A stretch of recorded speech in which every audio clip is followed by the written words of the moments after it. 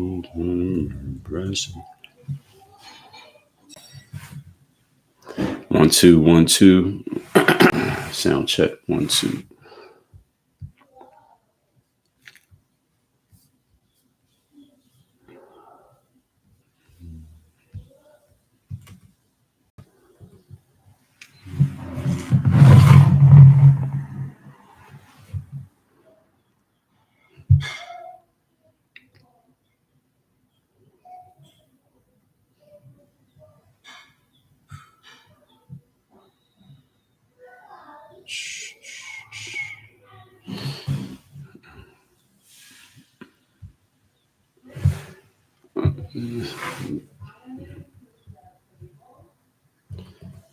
Testing 1 2 1 2. We are live.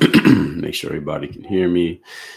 Checking in on all of our platforms here. Good morning, everybody checking in on TikTok. Good morning, Instagram. Good morning, LinkedIn. Good morning, Facebook. Good morning, Rumble and X. And sound I gotta cut. There it is. All right. So what we're going to talk about here today, topic here today is immigration. We're going to talk about immigration, how the United States might be getting it wrong in some ways, getting it right in other ways. That's the topic here today. We are talking immigration, people coming into the country from other countries to work here, to live here, to be part of the fabric of what we have here in the United States of America. There's been a lot of conversation about this. I was talking about this a little bit. Actually, I was talking about it a lot.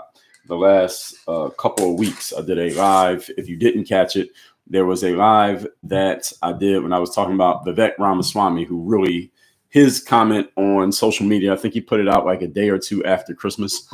He had put this comment out talking about the H-1B visas, which are, for people who don't know what that is, basically a visa that companies in America can use that gives them basically license to import people from other countries to come work for their companies, allegedly under the guise that these people that they're bringing in are just high level workers that they couldn't otherwise find in America. And they let the companies, allow the companies to be more competitive business wise, so they can bring in these high level workers from outside of the country. But what I've read and heard other people counter that point by saying that what actually happens with the H-1B visas is that companies are bringing people in simply because they can pay them lower than what they would have to pay an American.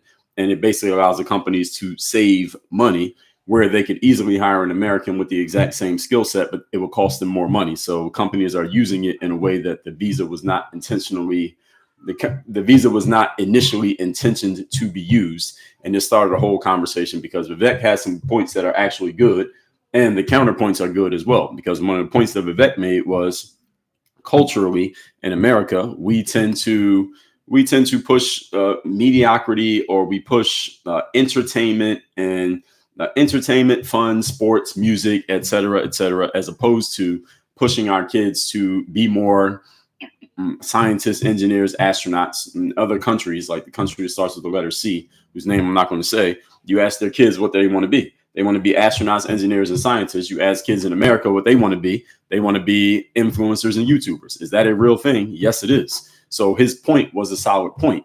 However, there is a counterpoint to his point, which is that companies use these visas not because the talent in America is not there, simply because they're using it sometimes, not all the time, because there are exceptions to all of this stuff. Sometimes companies are using it just so they can not have to spend as much money on their staff. So there are good points on both sides of the argument. There's no right or wrong to it. But Vivek started that. He sparked more of that conversation with what he posted maybe a couple of days after Christmas. Then Elon Musk, and he and Vivek both, we know, both are immigrants who came here to the United States and now live here. And we also know, and actually Vivek's not an immigrant. His family is an immigrant family. I think he's second generation. He was actually born in the United States, but his family is from outside the USA. And Elon, I believe Elon came here after he had already been born.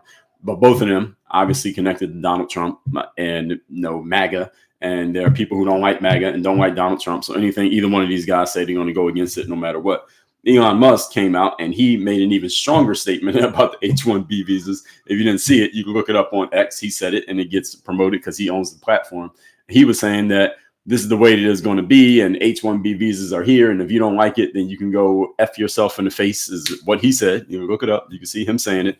And that caused a lot of response. Let's just put it that way. Now, before we get into any of this, that's just the intro. Let me introduce myself for those of you who don't know who I am. My name is Dre Baldwin. Many know me as Dre all day, former 9-year pro athlete, author, 35 books on 4 TEDx talks. Created this brand called Work on Your Game. We help people with their highest level of performance done consistently to produce results. So if that sounds like you can just go to workonyourgameuniversity.com. You can learn more about that. Go to workonmygame.com. You get on my email list completely for free. I send out emails every single day. I sent one out this morning. So if you missed it, just go to workonmygame.com. You can get on my email list. It's completely for free. I send out emails every day, and you'll be getting those straight into your inbox. All you got to do is open your email and read it. So all that said, let's get into this topic of talking about immigration in general.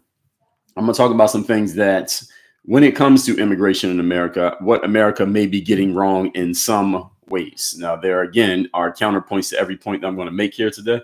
I'm going to try to offer the counterpoints as well as the points themselves, and then we'll open it up for discussion when I'm done. If you have questions or comments, I will take comments at the end after I get through all my points. So the first thing about immigration in general is that we know that America is a melting pot, as we say, of a lot of different cultures and a lot of different people from different places. You know, everybody, depending on the way you want to look at it, everybody came from somewhere else. Most of us were not just already here, quote unquote, as they say, let's say with the Native Americans, people who were originally here before everybody else came here somehow, some way from somewhere else. So technically you can say everybody's an immigrant. And this whole conversation about immigration, as we talk about it today in 2025, I can understand many sides of it, because since many of us may even come from families where we're only second or third generation being immigrants, our parents or grandparents came here for someone else, or from somewhere else, and or we are connected to maybe a friend of yours, a spouse of yours, someone you work with or works for you. They are an immigrant. We can understand the defense of immigration in that sense. At the same time, I can understand why an American who's been here for several generations, your family has been here for several generations, you're looking at immigrants coming here and they're competing for resources. They're competing for jobs. They're taking up space, not in a negative way, but they're taking up space because they're human and they need certain resources. You're looking at that and saying, well, why are we allowing all these people to come in instead of just dealing with the people and serving the people who we already have? And that's a legitimate question. And it's a legitimate question that needs to be addressed. So that's what we're going to talk about here today from several different angles when it comes to immigration. Of course, I can't talk about every single possible thing. I would have to write a whole book, maybe multiple books, if I was to address every possible aspect of immigration. So anybody listening to this, if you disagree with something that I say, do not try to challenge me by saying, well, why don't you talk about this and this and this? I can't talk about every single piece of immigration because there's too many pieces. So I'm going to talk about the pieces that I am going to talk about, and we'll go from there. So the first one, starting here, is this concept of wage suppression. So speaking specifically about work, going back to those visas that Vivek and Elon were talking about. So again, this visa is a program that the government created that allows companies to import employees from other countries to take jobs here in America. Again, under the ostensibly, it is because these people are good enough and skilled enough workers that the company couldn't get in America, ostensibly. And now they can bring this person in. They have to pay them a certain amount of money, give them housing, etc. And Americans' challenge to this is there are many Americans who challenge this and say, well, wait a minute. Why can't you just hire an American who can do that? Because they have the same skill. Vivek Ramaswamy's argument was that America does not produce the same level of skilled people and the same volumes as come from other places. And I understand why he's saying that. One reason is he's one of those skilled workers. I guess he was presenting himself as one of them and saying that in other cultures, it is a difference. And I have experience, not that I'm an immigrant, but experience in hearing from people who will tell me things like that, or what their parents would make them do and not allow them to do when it came to the stuff that we tend to do here in the United States of America. So I kind of got his point, but also got the pushback point that came from a guy by the name of Steve Bannon. Y'all familiar with Steve Bannon? Now, Steve is a guy who's related to Donald Trump for many years, going back to his first term. And one of the things that Steve Bannon said, and this clip went viral from his show after Elon and Vivek's comments, was that Bannon said, well, first of all, we do have to give Elon Musk credit for what he did to help Donald Trump win the 2024 election. we all would have to say that whether you like Trump or you don't like Trump, we all had to say that Elon's efforts and his platform and his money did help support Donald Trump winning the 2024 election. Again, whether you wanted Trump to win or you didn't want Trump to win, we can recognize the reality that Elon's involvement helped the outcome become the outcome. And Steve Bannon was giving him credit for that because they're both on the Donald Trump / MAGA side of things. Now, what Steve Bannon went on to say was that Elon Musk is a convert to the MAGA side, to the Trump side. He was saying, like, Elon, you weren't always on this side. You were not always with us. You were not always part of our movement and our ideas and part of what we were doing. You came over to this side, used your money and your platform to help us, what Bannon is saying, to help us win. At the same time, let's be clear, Elon, even though you helped and we appreciate it, you are a convert to our religion. Let's just call it that. He didn't use that word, but he said you're a convert to what we're doing. And he used the metaphor by explaining that when you're a convert to a religion, meaning you became an adult and you were in a different religion, but then you decide to come over to ours, he said the converts sit in the back. And he was absolutely right. He was 100% correct. He said when you convert from one side to another side, you don't go right to the front of the room and get on the stage and get on the mic and start telling everybody what it is. Like, yo, you weren't part of this. You were not here back then when nobody was riding with us, but just a few of us. You weren't riding then. Now you're riding. And because you have resources, look, we appreciate your contribution, but you don't come to the front of the room and start telling us what it's going to be. And what Steve Bannon was pushing back on was what Elon has said on X, which is this is the way it is with the visas and we're going to use them. And if you don't like it, then F yourself in the face. Elon saying that, Steve Bannon took offense to that and said, dude, you just got here. You're not going to go around and start telling us what it is. And this is what people were talking about. If you follow this discourse, and I was paying attention to this discourse, a lot of people who are anti-Trump, anti-MAGA, they were delighting in all of this because they liked that it seemed like there was some infighting going on between Elon and Vivek and Donald Trump and the Bannons and all these people on all different sides. Like, hey, MAGA's arguing with each other, and they were happy about this. And I don't think it's a big deal, but I do think there's a discussion to be had there. And this whole concept, first point that I was bringing up here, is supposed to be wage suppression, which I didn't even talk about yet. So wage suppression, this is what people say who are against the visas or against this, importing immigrants to take jobs that could otherwise go to Americans, is that many Americans say that when you bring these people in, these people will work for less money than an American will, which basically brings down the wages. And this is a real thing. I know this is a real thing because even though I don't compete for jobs with immigrants here in the United States, I have an experience in which a similar thing happened. So I told you my background is as a pro athlete. So in the overseas basketball world, which is where I played, one of the things that happened, this is probably around 2008, 2010, around that time frame. What would happen is a lot of players who were, let's say you're not a very well-known player. So you come out of college and nobody overseas really knows you. Nobody's really offering you a deal, but you want to get a chance to get your foot in the door. So what you would do is you might take it the same way to any of you. If you're trying to get a job somewhere, you might take an internship or you might go work for free somewhere just to prove yourself before you get a chance. So the same thing can happen in the sports world. At least in overseas basketball, it would happen like this. A player who was a nobody might go to a team overseas and say, look, I'll play for your team for way less money than you normally pay a player. So let's just say, keeping the number simple, if you normally got to pay a player $100, a player will go to a team. These are not real numbers. I'm just keeping it simple. A player will go to a team and say, all right, I'll play for $25 for a month and I'll prove myself.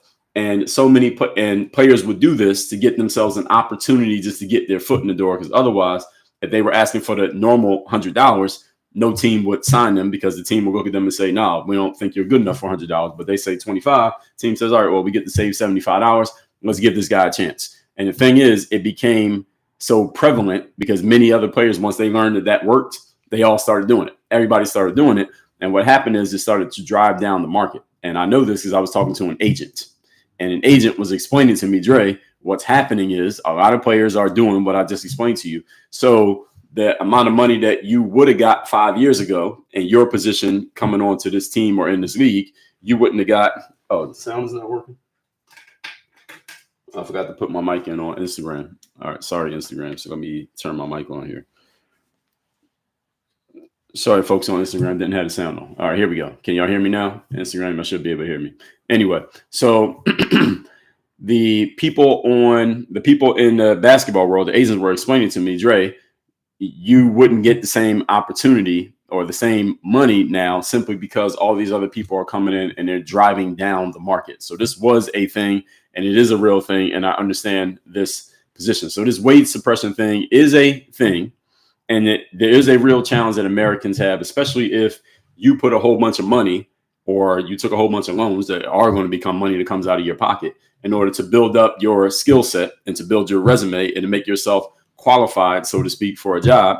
And then the company that you want to work for, you believe you meet all the qualifications to get the job. And then they say, well, we're going to use an H-1B visa and we're going to bring in somebody from XYZ country and they're going to get the job. And the only reason that person gets the job is not because they're better than you or because their resume is longer than yours. I got pretty much equal resumes. Yours might even be longer, but because instead of having to pay you 70 grand to start, they get paid this person 50 grand. So that company gets to save $20,000. Now, again, there are many sides to this. If I run the business, if I run the company, and I could either hire you, an American from Ohio, and pay you $70,000 a year, or I could hire somebody from Vivek Ramaswamy's country and pay them $50,000 a year. And I think you two are relatively equal in skill set. Which one would you do? That's my question to everybody in the audience. Who would you hire? Would you hire the American or would you hire the immigrant? So I'm saying if you run the business, I'm not saying just what you think ethically, et cetera, is a better idea. Who would you hire? I asked this question to everybody in the audience. Tell me, who would you hire? What's going on over there on YouTube? Leave, and I'm going to answer all questions in the comments at the end. But now I'm actually asking the question. I want to see what y'all say. If anybody wants to answer this question, you run a business. You could hire an American for $70,000 a year, or you could hire somebody from overseas for $50,000 a year, and you believe they're relatively equal in skill set. Which one would you hire? Would you hire the immigrant or would you hire the American? If I'm running the business, I'm the owner of the business, and I got to look at that as statement every month of how much money is going out versus how much coming in. I'm hiring an immigrant if I can do it.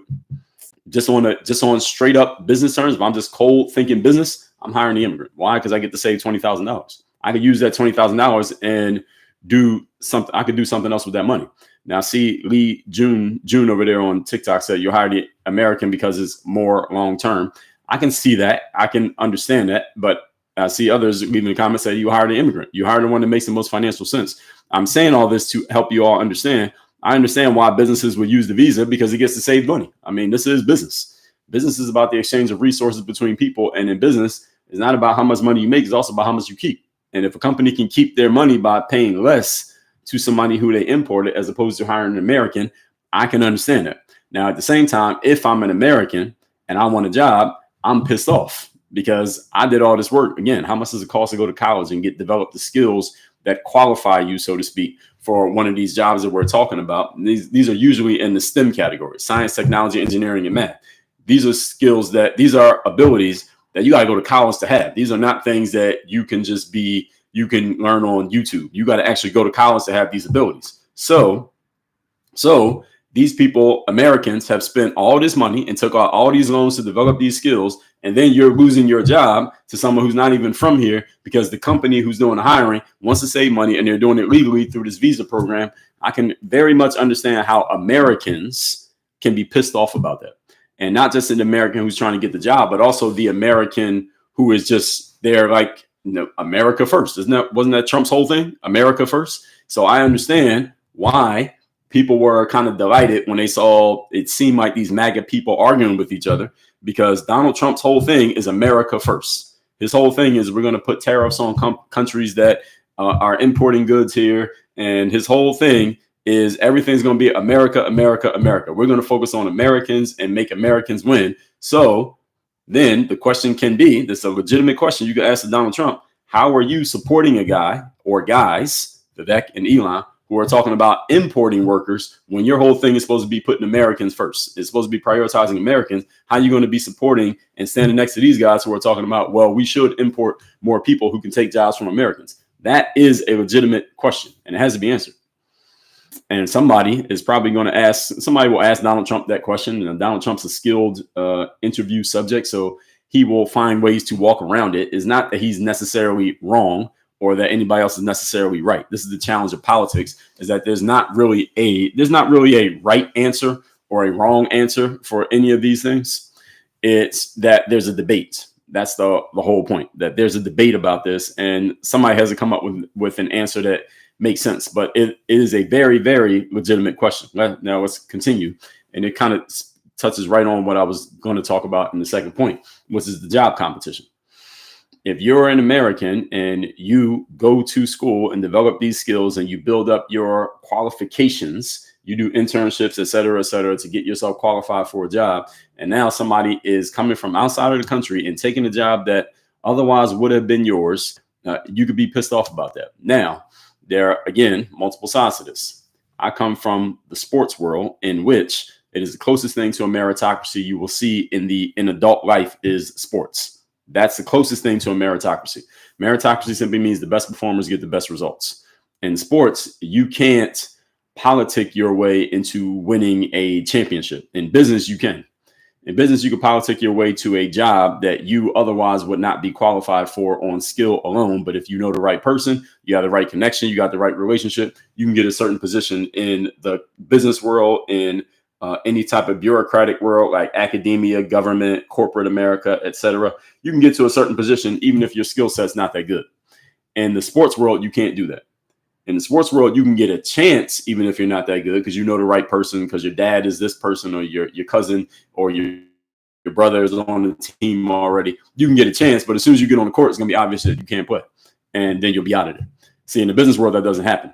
The business world is not so objective when it comes to performance measurements. The sports world is very objective when it comes to performance measurements, because our performance in the sports world is not measured by human beings who have feelings and emotions and personal opinions. And in the sports world, your performance is measured by the scoreboard. See, the scoreboard doesn't have a personal opinion. So you can't lie or cheat or sweet talk the scoreboard. You can lie, cheat, and sweet talk a human. You can't do it to a scoreboard. That's why the sports world is a meritocracy. In the business world, there will be people, and some of you probably have this experience, where someone is not really that good, not even that qualified, but because they're connected to the right person, or they got the right relationship at the right time and in the right place, they get a position that they otherwise shouldn't have even gotten. And you're looking at them like, how did this mofo get to this position? I'm better than them, but they're at a higher position than me, or that they're at an equal position to me, and they shouldn't be here. And you know why? You know why? Because it's not a meritocracy. And this is what I have to explain this to people in business all the time. And the reason I explain it is because of my background in sports. In sports, that's impossible. On the court, I'm talking about sports players. I'm not talking about coaches and managers. I'm talking about the actual players. You can't do that as a player in sports. It's impossible, because it'll be too obvious that you can't play. In business, because there's no scoreboard, no objective scoreboard that everybody has to listen to, people can do this. This happens all the time in business. I just did a lot of talking about it yesterday, talking about this, that lawsuit happening over at Fox Sports, where a woman is able to move herself up to a certain position, not necessarily because she was good on TV, but because she was sleeping with the boss, right? And she was able to move up, right? Not because she was good, but because of who she was connected to. That's how it works in business. So people in America being upset about this job competition, I understand you. At the same time, if someone is better than you, because this is what Vivek was actually saying. Vivek's argument was not, we're importing people because it costs less money. Vivek's argument was that people get imported into America because they are actually better. His argument was that they're better.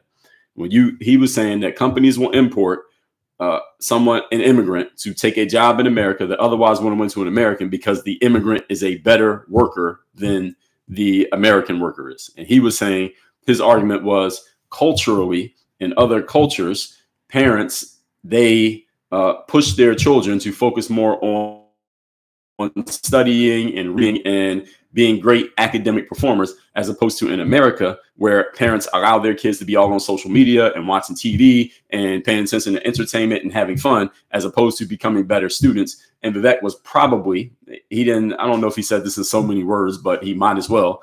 I believe he was basically using himself as an example. Like, hey, my parents pushed me to study and read and learn and be a really, really good student. And that's why I became really smart and successful. He didn't say this. I'm saying that this is the angle that he was taking because of where he comes from. He was saying in America, that's not the thing.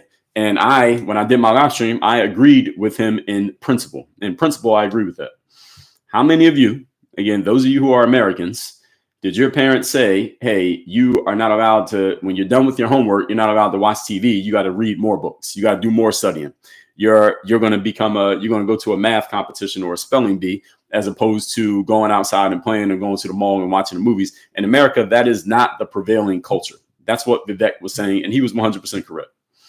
Now, I know people who don't like Trump, don't like MAGA, don't like Republicans, and therefore don't like Vivek or don't like this concept of immigrants may have a hard time agreeing with the premise of what he said. Doesn't mean that he's wrong. What he said was true. It was accurate. In America, our parents do not push us. Even today, parents, we're not pushing our kids to, you can't have any type of entertainment, watch TV, go to the movies, go to the mall, go to a concert. Instead, you got to sit home and read a book and study for the SAT. That's not what we do in America. In other cultures, that is what they do. In Vivek's culture, the way he was explaining it, that's what happens. And all of you went to school. Most of you went to school. You went to school. Who were the students that seemed to be only focused on academics and learning and getting better and getting smarter? And they didn't seem to pay much attention to pop culture stuff like we do here in America. Who were those students? They were usually the students that came from some type of immigrant background. We all know this is true. Even if you don't want to admit it, let's just admit the reality. We know that this is true. When I was in high school, I had a classmate. His name was ABC. That was his name. His name was ABC. He was Asian, and he was this type of student. And this dude was like straight A in everything. It's just straight A everything. And I remember when I was in middle school, there was a student. I don't remember this guy's name. He was also immigrant. I believe he might have been from India. And same thing. And these are the cultures that these kids, they came from cultures where it was pushed on them. This is what you're going to do, not what you should do, not what you could do. Here's an option. It was, this is what you are going to do. It was not a choice. And there's a reason why they performed the way they did academically. I'm not saying that this makes them better or worse, because I'm from America too. And I did entertainment. I watched TV. I played video games. I went to the mall. All right. So what I'm saying is, different cultures have different expectations for how their students perform. We all know the stereotypes of different types of students in America and how they perform based on the background that they come from. And the stereotypes are based in reality. In America, yes, there are some American students who are high-level performers and achievers. Of course there are. But when we have these random outliers, like you're in school and there's one Asian kid in the whole class and they're outperforming all the Americans, we know why. When there's one person from India in the whole class and they're outperforming all the Americans, there's 50 of y'all is one of them, but they're outperforming all of you. How is that? We know why. So let's not act like that's not a thing. It is a thing.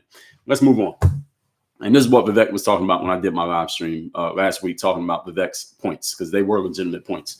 Moving on to the next point here. We're talking about immigration here and how it is a challenge here in the United States of America, because we're this melting pot and we pride ourselves just as America in general. I'm not saying any political side, but there's much more on the left than it is on the right. But we pride ourselves of being this melting pot where people come from all different places and they contribute. And this is why America is so great. And this is the reason why most people, when they want to leave whatever country they come from, if they want to go somewhere else, usually where they're going, they're coming here. Even still to this day, they're still coming here. That may change, but the majority of people who are immigrating from one country to another are trying to come here if they can. Everybody knows that that's true.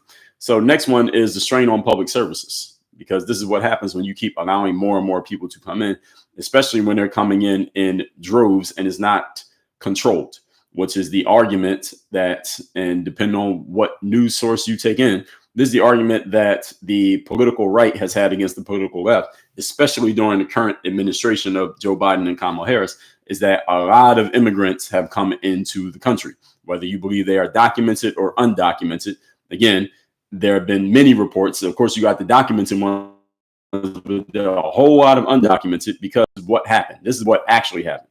When Donald Trump was president from 2016 to early 2020, what happened is he put in a bunch of executive orders and more strongly enforce the laws at the southern border of the United States of America. So we have laws about how you can cross the border, what happens if somebody gets caught crossing the border without documentation. There are laws about that. The thing is, the president has the power to decide how much they want to enforce a law or how much they don't want to enforce a law. Now, the president has that power.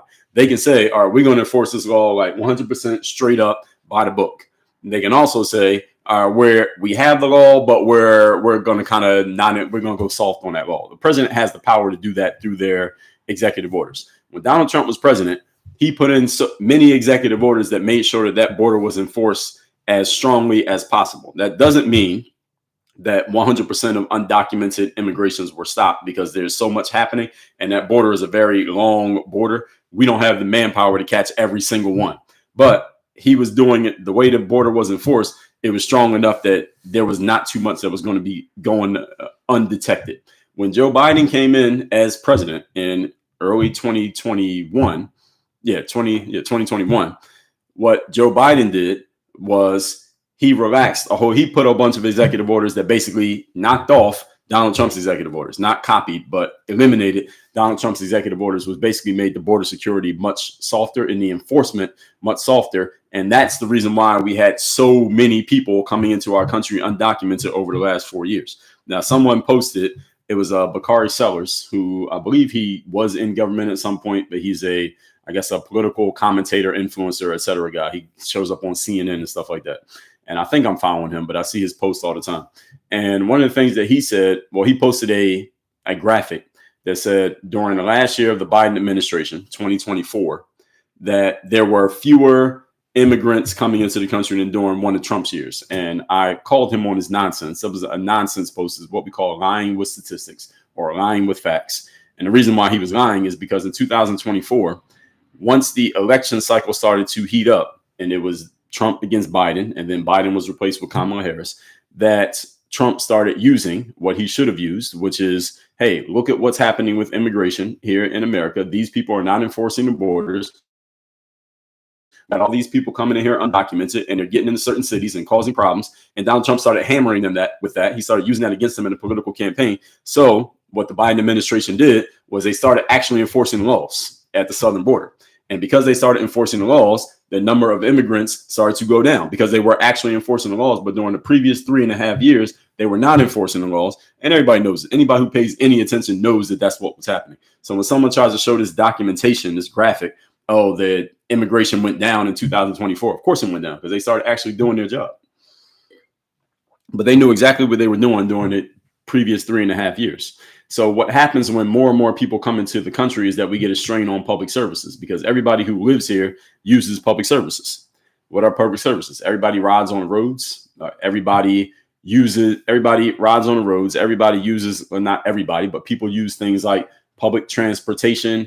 People use things like anything that is provided by the government. It's being used by human beings. Human beings need certain things. We use public bathrooms. People go to the mall. People go to the post office. People do all these things. The challenge is, first of all, if you put a whole bunch of immigrants into a town all at the same time, let's say you bring in 500, 1,000 people into one town all at the same time, the public services are not designed to handle this influx of humanity all at the same time. Now, the funny thing that happened was, if y'all remember this, that when these immigrants were coming in, the people down in Texas, because that's where the border is for the most part, they were seeing this and they were saying, hey, why are y'all allowing this to happen? The governor of Texas was saying, why are you all in D.C., Biden administration, allowing this to happen? And what happened is a bunch of Democratic governors and mayors started virtue signaling. So what is virtue signaling? Virtue signaling is when someone basically grandstands and says, hey, whatever is happening over something that they're not actually involved in, they talk about it as if they were involved, they would do the right thing, quote unquote. Here's what I would do if that was the case. So you have people saying, hey, we'll be a sanctuary city. So if some immigrant comes here and they don't have a place to stay, they can come to our town. Now, the thing is, people were saying this. I believe they were grandstanding. They were virtue signaling, basically saying it, but they didn't expect it to actually happen. So what happened is the governor of Texas started taking them literally and said, okay, mayor of New York, you said it is okay if people come to your city. Okay, here's what we're going to do. The next group of immigrants who come to our town, we're going to put them all on a bus and we're going to send them on a bus to New York City and let's see what you actually do. And then he started actually doing it. He started actually sending these people to these towns. And then what happened? Anybody know what happened in New York? What happened in New York? When Governor Abbott from Texas started sending people to New York, what happened is the mayor of New York, Eric Adams, Once he saw what was actually happening, because he was saying all this stuff from New York, like thinking that these immigrants will never make it to New York. When they start sending these people to New York, he realized, oh, all right, real life alters the lab test. And that's when he started. Yeah, that's when he started complaining. And then he started complaining. And then what happened is he started complaining to the Biden administration down in D.C. And then, well, you know what's happening with Eric Adams right now. All right. So this is the game that got played. And there was other cities as well. But the thing is, the governor of Texas said, we're not just going to let these people run around in our state. We're going to send them to all these places. Everybody who said they're going to be a sanctuary city for these immigrants, we're sending them to you. And he would just put them on buses and they would just land in these places. And then the mayors and the governors of these places, they couldn't just front and say, well, hey, you can't come here because you just said that. You're on the internet saying these people can come to our town. Now here they are. Here's the TV cameras. What you going to do? You can't send them back because now you look. What do you look like if you do that? Especially if you're a Democrat, you look crazy.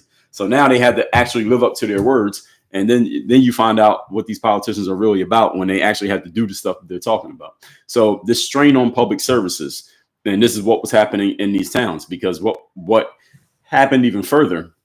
And I know this was happening in New York. Any of you live in another town or you know another town where this was happening, was that, first of all, in New York, they would put these people in hotels. And immigrants, a busload of immigrants come to New York. They're putting these people in hotels. They're giving these people, in other words, free housing. It's not like they're paying for the hotel. They're giving them free housing. They were giving them debit cards with money on it so they could actually go and buy food. And a bunch of Americans said, hold up, mayor of New York. Hold up, mayor or governor of whatever other town. There's a whole bunch of homeless people, Americans who've been here for years. Y'all ain't giving them no hotels. Y'all not giving them cars with money on it. But these people just got here 5 minutes ago and y'all are giving them money and hotels. That's out of bounds. And those people are correct. Anyone saying that is correct, whether it was the homeless person themselves or just an American saying, how are you going to give housing and money and food to people who just got here and they might not even have proper documentation, but the homeless people who've been in your town sleeping on the street for years, y'all didn't give them anything. How is that possible? That's just completely out of, I believe it's completely out of integrity for not necessarily for the mayor or the governor, because they have to work within the system that is provided to them, but it's out of integrity for the country, period. That's just, you can, if you want to say something about the United States, you can definitely say this part because that was happening. All right. That's completely out of integrity. You're going to give these people this stuff. They just got here, whether they have documentation or not. But this person been homeless for years. I walk past this homeless person every day for the last 5 years and y'all ain't giving him nothing, but they got stuff. How is that? That's a legitimate question that none of them can answer. Nobody's ever come up with an answer to that question. And that's, again, what this whole topic here today is, how America messes up on immigration and veterans as well, Dora. That's actually another good point. So veterans, or just any American. I mean, all of a sudden they just came up with this money.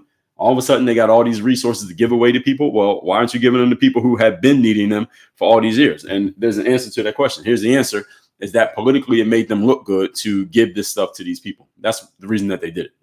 Politically, it looks good to give a bunch of stuff to these immigrants who just got here because you can kind of play the game. But if you were to give this stuff to people who have been here forever, well, there's nothing to gain politically from it. It's not that it would be a bad thing to help out the veterans. It's not that it would be a bad thing to help out the homeless people who have been here for decades, but you can't win any votes by doing that. And what you all have to understand about politics is the reason why sometimes when I do these lives, people ask me, Dre, would you ever get into politics? The answer is no, I would never get into politics. Not because I don't have some ideas that might work in politics, but because to operate in politics in the United States of America, you have to lie. You cannot tell the truth and operate in politics in America.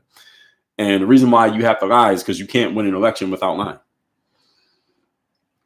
You got to front and you have to misrepresent the truth in order to win an election in the United States of America, any election of consequence. Now, maybe you could become like the local, like at some local town, some suburb, maybe you could become like a city councilor or something, or what do they call it? Yeah, like a councilman or something like that, and tell the truth. But if you want to do something like mayor, governor, anything in DC, you can't tell the truth and win an election. It's impossible. You can't, because everything I'm telling you is the truth. But how many votes would I win doing this? Because, yeah, there are some people who would appreciate it, but are there enough of them for me to win the election? The answer is no, there's not. because the people who would say things like, we're going to be a sanctuary city, send your immigrants to us. Well, there's a whole bunch of voters who fall for that virtue signaling nonsense, and they're going to vote for you because you put yourself out there like that. The problem is the people in your own city are going to vote against you because you just brought all these people into my neighborhood who I don't know. They're not from here. They might not even speak the language, and they're getting all these resources, and you ain't giving anything to us. Now, see, this is the dichotomy that you got going on. This is why I couldn't be in politics, because it's just a whole bunch of, you just got to play a whole bunch of games in order to even survive in that space. That's why politics would not be for me. I'll talk about it, but I would never get involved. Let's continue. Next one is assimilation. And this is one of the biggest points of contention when it comes to immigration is assimilation. And you think about other countries in the world. Any of you who's from another country, or you spent any time significantly in other countries, or you are close to someone who's from another country, you can ask them, or you can draw off your own experience. When you go to other countries, and I've been to, when I was playing basketball, I went to like 9 or 10 different countries. When you go to other countries and they know that you're a foreigner, you're not from there, the thing that they appreciate and respect the most is not that you are claiming that you're going to stay there. It's not even that you know all the customs of how things go there, because they don't expect you to, because you just got there. Is that you make an effort to assimilate to how things go. That's what people appreciate when you go to other countries. Other countries that I went to, the thing that I saw people appreciate the most was when I made an effort to show that I was trying to assimilate to the way things worked in their space. Meaning I didn't show up there as this arrogant American, just wanting to do things the way that they go in America just because I'm from America, is when I actually tried. Now, what do I mean by that?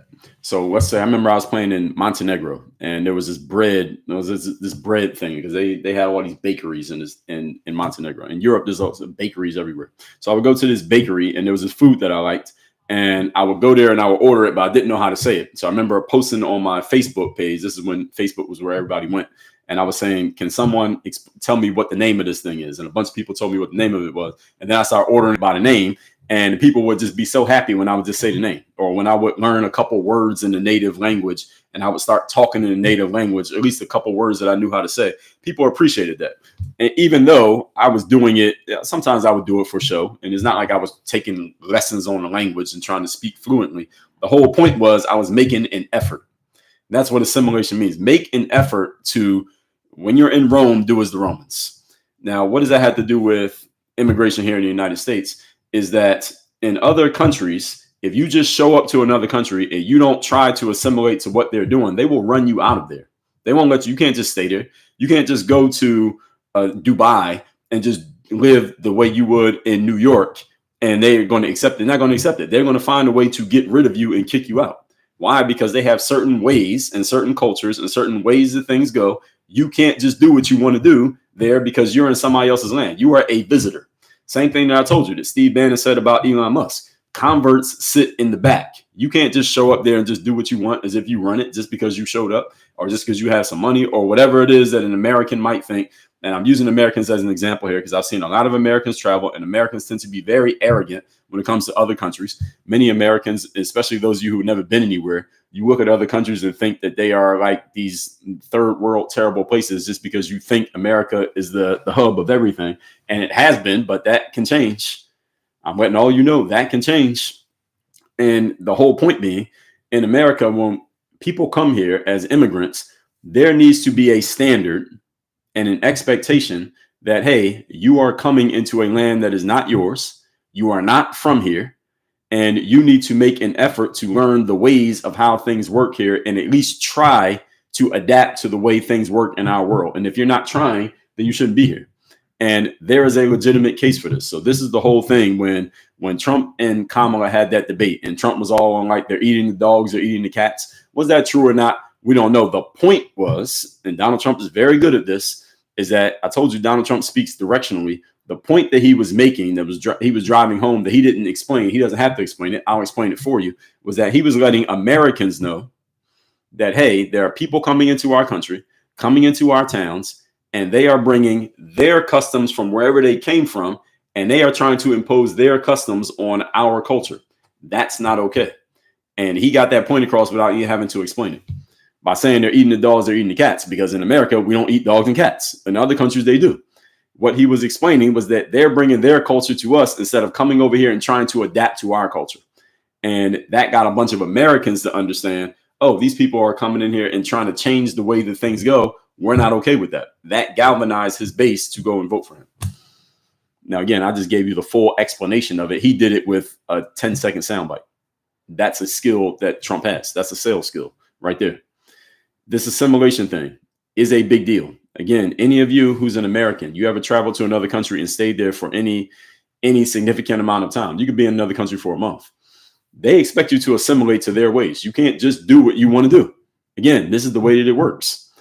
You go to another country. I was in a Eastern European country, and it's a very religious country, and they had churches. These churches are big deals there. When you go in the church, if you are wearing, I can't remember what it was I was wearing. I think I was wearing shorts. I had on shorts. And the way it was there is that there was a woman at the front door, like when you walk into church. You can walk into church and look around if you want to. But if you were wearing shorts, they would give you something to like put around your legs so that your legs were covered, because you can't just walk in there with your legs exposed. And if you're a woman, they would give you something to put on your head, because you couldn't walk around in their church with your head exposed. And if you violated that, they would tell you like, yo, you can't come in here like that. And if you didn't listen, they would call the security, and security would come get you. And I remember one time, here's some American arrogance. I walked into one of them and I just ignored the woman, and then she called the security, and security came and said, no, you can't do that. The whole point is they're expecting you to assimilate to their culture. What expectations do we put on immigrants who come into the United States of America to assimilate to our culture? Now, here's the emotional blackmail that a lot of people, especially progressives and liberals, use. The emotional blackmail is that they'll say something like, well, who are you? Even what I'm saying right now, somebody can hear this and say, well, Dre, you and your whatever lineage you come from is not like you are a Native American. At some point, some way, somewhere in your bloodline, you were brought over here. So who are you to tell people what they got to do when they come over here? Well, the answer to that is very simple. I've been here. I'm already here. So even if I was here a week before you got here, there are certain customs that got established in that 1 week or that 10 years or that 100 years that you need to assimilate to because you're a visitor. Again, Steve Bannon said the converts sit in the back. That means when you convert to someone else's space, you can't just go to the front of the room and tell everybody else what it is. You sit in the back of the room and you learn what it is, and then you adapt to what it is. Then maybe one day you get to move to the front of the room and talk. That's the way it is supposed to work.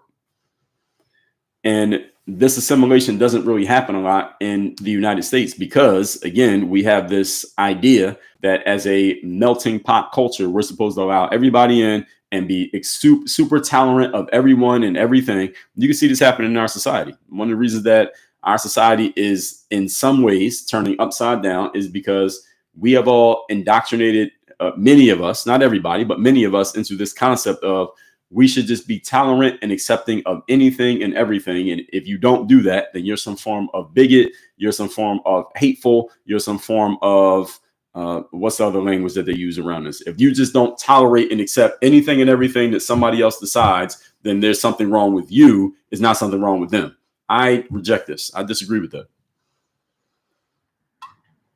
The reason I disagree with that is because if you don't have standards, you get chaos. That's a scientific law of entropy. If you don't have standards and you don't enforce the standards, the only thing that can happen is you get chaos. And what's happening in the United States right now is that we're getting a significant amount of chaos from many different directions, not just immigrants, but many different directions, because people are emotionally blackmailed into believing that they're supposed to accept everything. And if anything that you don't accept, that means you're wrong. That's nonsense. You can't find a single high-level performing entity, company, person, etc., land, city, town, country, etc., that just accepts anything and everything. Again, can you go to Dubai and just do whatever you want to do? No. Somebody's going to check you really quickly and let you know, hey, that's not the way things go around here. I don't care where you're from. I don't care how much money you spent. I don't care how long you plan on being here. That's not the way things go around here. And if you can't adapt to the way things work here, we will run you out of here. You will not be here. America doesn't do that. Every other country, not every other country, but many other countries. Again, any of you who's traveled anywhere, tell me if I got this right or wrong.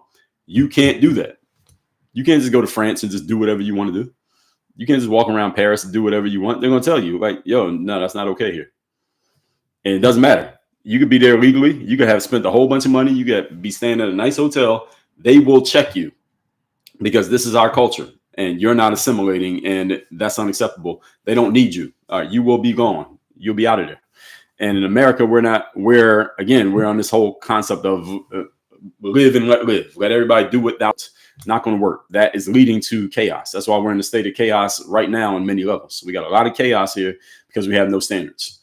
And the standards are not being upheld. And this is why I said this when Trump won in November, that had Kamala won that election, I think the chaos would have sped up. I think it would have put the chaos on the fast track.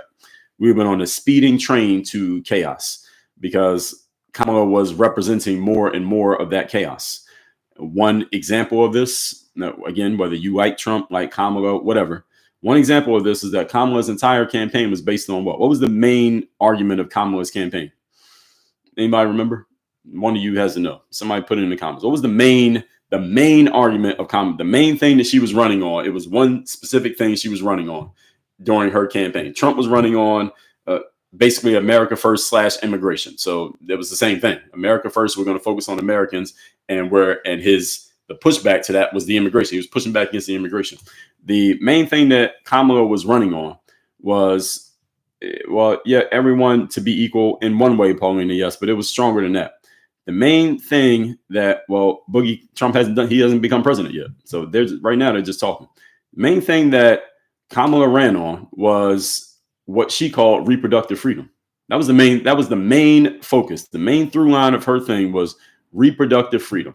And the reason why she focused on that, and I understand why she did it, because she's a woman, Donald Trump's a man, and it was easy to paint herself as the person who's going to represent women's rights and women's right to women's having a say over what happens with their bodies, et cetera, et cetera. The problem with this framing is that reproductive freedom is about the freedom, so to speak, to murder a child that you have voluntarily conceived.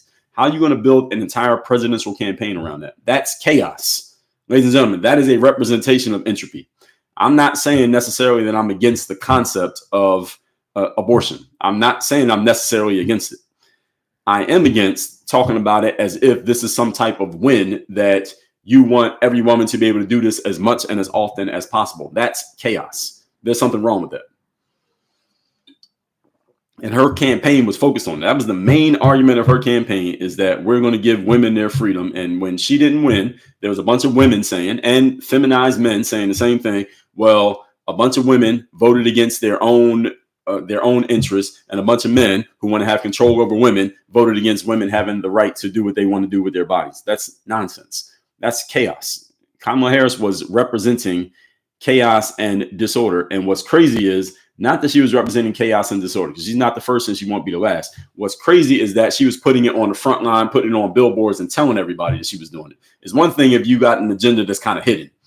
It's a whole, like Obama, when he was president, a lot of people say Obama was the first gay president. You know, people say that about him, the first gay president, because a lot of black people criticize Obama by saying he did more things for gay people than he did for black people.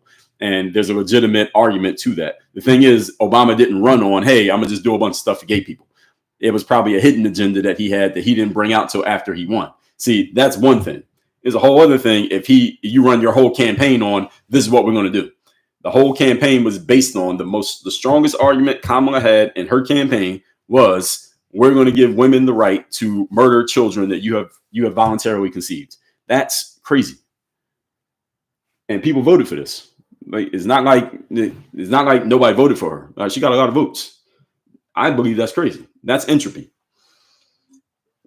When you don't have standards and you don't have principles, chaos and disorder reign. And it's gotten so crazy here that she didn't even have to hide that agenda. She could say it out loud, and people supported it. And people came to her rallies. And Beyonce, who has three kids, and I believe went through several attempts to get pregnant before she actually got pregnant. She goes and speaks at a rally for Kamala saying, I come here to help to make sure women understand that you need to have your reproductive freedom. What sense does that even make? You're a wife and a mother with three kids who tried to get pregnant many times. I don't think Beyonce had any abortions. Why are you coming on stage and saying that? She only talked for like 4 minutes. That was the first thing that she said out of her mouth. I come here as a wife and a mother to let women know that we got to protect the reproductive freedom of our kids. What? And this is out in the open. Again, the one thing, this was a hidden agenda that I'm revealing to you all. Y'all notice about this. Y'all know about this, right? How is that? That's crazy. Anyway, let's move on. We're talking here about immigration in America and some ways that it can be done wrong. Next one is the language barrier. This is a simple one. Again, I gave you all an example. When any of you who's traveled to another country and you don't speak the language, people understand that you're not from there. They could tell you're an American. When you're an American traveling to another country, they can see you from a mile away most of the time. Even if you're a white and everybody else there is the same tone as you, they can tell when you're an American. They can just tell by the way you carry yourself. They can definitely tell somebody like me, especially when I'm in places like Europe and South America, things like that. And they know that you can't speak language, but they appreciate it if you try. That's the thing. They appreciate if you try to speak the language. If you try to learn the language, they appreciate that. And the language barrier is a very simple, straightforward point. Can you actually speak the language? Are you trying to learn how to speak the language? If you're going to stay here long term, can you go take some classes on the language? Can you learn how to talk? One of the good things about English in the United States of America is that our pop culture and entertainment tends to dominate worldwide. So again, any of you who's never been anywhere, you don't notice. Any of you who has, or any of you who's from somewhere else, you know that a lot of times people in other countries, especially every place I've traveled, they know about our sports, they know about our entertainment, they know our music, they know our pop culture because they watch the stuff on TV. Nowadays it's on the internet, but they know about all this stuff that we're doing because it's all over their screens. They're watching our stuff. So we export all of our entertainment, all of the stuff that we look at for like fun. We export that stuff all over the world. So a lot of them learn the language simply by watching our TV, listening to our music, watching our reality TV shows or whatever other nonsense y'all spend time looking at screens on these days. Next one, cultural clashes, cultural clashes. And this is what I was just talking about for the last 3 points, these cultural clashes, which is people come in and they bring their culture over here and they don't even attempt to assimilate to the culture that we have here in America. And here's the thing that everybody needs to understand. If there were standards in place and expectations in place that you should try to assimilate to how we do things, and if you don't, we're going to let you know that you need to, then people would do it. See, it's not that people can't assimilate to the culture that they're in, is that people respond to repercussions and people respond to expectations. This is just human nature. Human beings respond to repercussions, meaning if you're supposed to do something, you don't do it, and nobody says anything, then you'll just keep doing whatever you want to do. And this is the broken window theory from Rudy Giuliani back in the 90s. If someone breaks a window in an abandoned building and nobody fixes the broken window, the next somebody's going to break another window and another one. Then there's going to be graffiti. There's going to be trash. And then there's going to be drug dealing. Then everything's going to go crazy. That's the broken window theory, that if you don't check someone when they make the small mistake, then they're going to keep making bigger and bigger mistakes to the point that it's not even a mistake anymore. It's just accepted as the reality. And it's the same thing with human beings. If someone checks you for not assimilating to the culture, you will assimilate to the culture. But if nobody checks you, then you'll just do what you want. The culture doesn't matter. It ceases to matter. And here in America, when immigrants come in here, nobody is holding them to a standard and saying, hey, here's how we do things. What you did when you were over there and you're trying to bring that over here, that's not going to fly here. But nobody's doing that. So, of course, there are going to be cultural clashes. So you got these people who came here and they want to bring their culture, and you're over here and you've been here and you're not enforcing the culture, and there's nothing forcing them to have the culture enforced on them. Then there's going to be clashes of culture. And this is where you get these problems. And this is where you get Americans who have been here getting really pissed off about what is being pushed on them. Again, immigrants being dropped into their towns, and nobody's holding these immigrants accountable to the culture. And the reason is, do we even have a culture? America, do we have a culture? If so, what is it? Do we even have a culture right now? And it's again, legitimate question. Leads into my next point, the erosion of the American identity. What does it mean to be an American anymore? We don't know. Now, I believe, I'm recording this as 2025. In 1925, was there a clear definition of what it meant to be an American? Yes, there was. Even though there was a lot of immigration going on, even back then. Even back then, there was a lot of immigration going on. There was one of the, I can't remember the exact date, but somebody was responding to something I said on X the other day. It was in the early 1900s. there was a peak of immigration. There were a lot of people coming over here to America because they learned there was a new opportunity, there was new space, there was new ways to live. There's a lot of immigration happening, but there was still a fabric of what it meant to be an American. Now, some people of color may be listening to this and saying, well, during that time, Black people didn't have rights and there was Jim Crow, et cetera, and racism and segregation, et cetera, et cetera. Yes, all of that's true. Guess what? Slavery was over at that point, and even the Black people knew that there was something to being an American. Even the Black people, between the time slavery ended and the time civil rights happened, let's just say that was about a 100-year period. Even during that time, if you asked a Black person, what does it mean to be an American? And you ask a white person, what does it mean to be an American? They both had pretty similar answers, even though you may have come to believe, well, it was so bad for Black people, et cetera, et cetera. Black people actually were doing pretty well in many areas during that time, even during segregation for Black people in America. Why? Because Black people were building their own businesses. We were building our own communities. Families were much more together. We were achieving academically because Black people learned, okay, we're free now. We're not slaves anymore. We're here. We got to figure this out. And Black people were building a culture. They were building communities and they were doing their thing. Now, were there still bad things that happen and calamities and racist stuff? Yes. But at the same time, they were there and said, we're going to make the most of the opportunity that we have. And it only started to fall apart for Black people when the government started trying to intervene in the progress of Black Americans. And there have been many books written on this. Many people have talked about that. You can look that up yourself. You can start with Thomas Sowell, author by the name of Sowell, Sowell. He's written many books on this subject. That is not disputable, what I just said. But there was a clear fabric to what it meant to be an American, no matter who you asked. Even back then, 100 years ago, before civil rights. Nowadays, today, what does it mean to be an American? That's my question to the audience. What does it mean to be an American? I don't think anybody can answer the question. I can't even answer the question. What does it mean to be an American? We don't know. We got so many different people here, so many different cultures from so many different places. Everybody has a different idea. There is no one unifying way of looking at it. We can't even agree. Even you look at our politics, even when people, I would even let's go back to these presidents that I can remember. Let's say starting with H.W. Bush, the earlier Bush, the older Bush from, 88 to 92. All right. Some people didn't like Bush. I'm sure some people were against him. Then you had Clinton. Then you had W. Bush. And after W. Bush, you got Obama. So all the way up to W. Bush. Even if people didn't like the president, for the most part, people got in line and said, okay, this is the president. Let's get behind this person. Let's figure out what we're going to do. I think all the way up to George W. Bush, it was like that in America.